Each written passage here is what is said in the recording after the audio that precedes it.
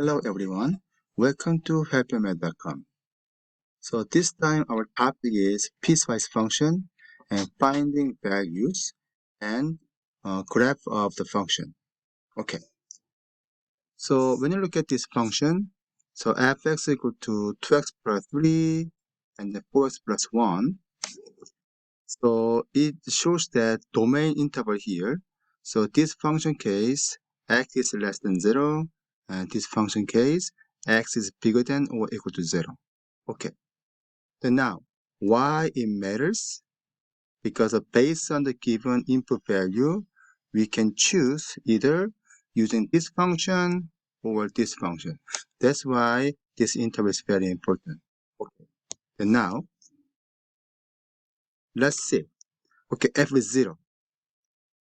f0 is equal to 0 basically. So which means it belongs to this interval.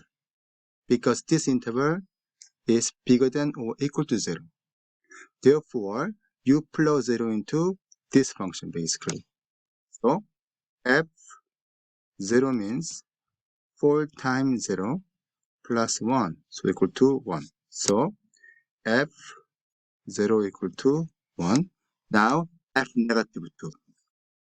Negative 2 is less than 0, so belongs to this interval. Therefore, you are using this function instead. So f negative 2 equal to 2 times negative 2 plus 3 and equal to negative 4 plus 3, so negative 1. Therefore, f negative 2 equal to negative 1. Okay. Now, f3. So f3 is bigger than 0, right? Do you know why I keep just saying 0? Because 0 is our boundary value. That was the reason. Now 3 is bigger than 0. Therefore, using this function again. Okay? So f0 equal to 4 times, 3. f3 equal to 4 times 3 plus 1. So 12 plus 1 equal to 13. Therefore, f3 equal to 13. Okay, so we found all the value, which f0, f negative 2, and f3 here. Okay, and those are also input and output value. So you can rewrite that as an order pair, which is 0, 1, negative 2, negative 1, 3, 13. Why? Because in order pair as well, these x's are always input value basically. And then all those y's are output. And then based on this given equation, we keep inputting all those values into the appropriate function here, right? That's why you can rewrite this function notation as the each order pair basically. Please remember that. Now, let's draw the graph here. So, I'm not sure you noticed that already, but whenever we plug those input value, they are all integer value. Make sense to you? However, in the real number system, so let me draw the one number line here. Whenever we have 0 here, okay, then now this is 1, this is negative 1. Between this interval, there's so many other numbers, such as a fraction, decimal, also irrational numbers that exist.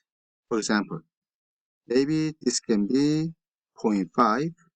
Now, maybe this can be 0.05. And then I'm going to zoom in here.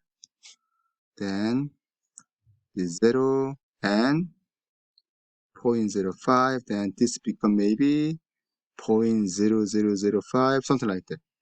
So whenever the value close to 0 more and more, this value can be 0.00005, 0.0000005, and then it keeps going here, which means we have unlimited value very close to 0 here.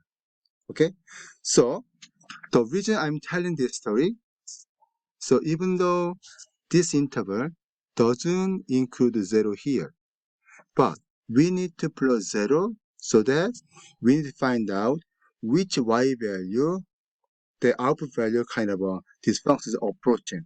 Okay, that's the reason 0 can be our boundary value. Okay, so when you drew the graph,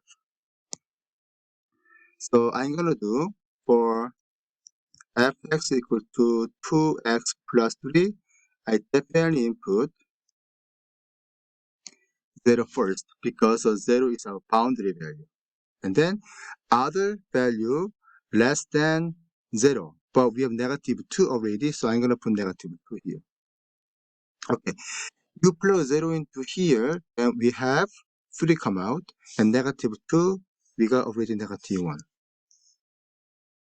Okay, and then now second function, 4x plus 1. So this case, we must put 0 because 0 is our boundary value. And another one, since we have 3 as an answer already, I'm going to put 3. But there's no value is given. You can plug maybe just 1 or 2, whatever. Here, this case also, negative 1, negative 3, just to you feel much easier and then feel better basically. Okay, so 0 case, we got 1, and then 3 was 13. Okay. So since this value is really big, so I may just do 2 again. Then if you plug 2, then it's come out 9 here. Okay. So I'm gonna draw maybe around here.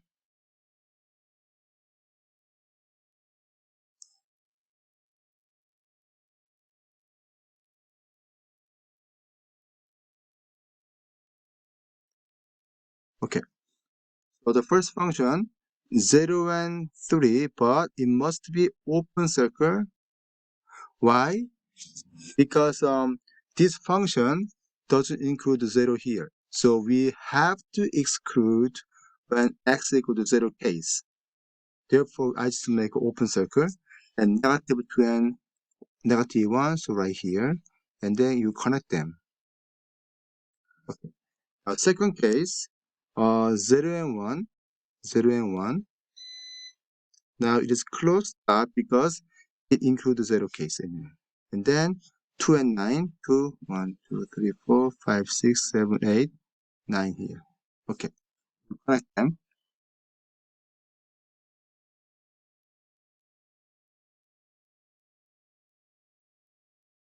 Okay, so that's the graph of this function. So a little messy, so I'm gonna fix it a little bit.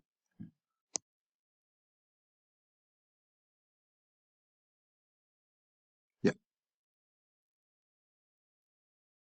that will be the answer for this function basically. Make sense to you? Okay, so thanks for watching this video, and I'm gonna come back with a different example soon. All right, thank you. Bye.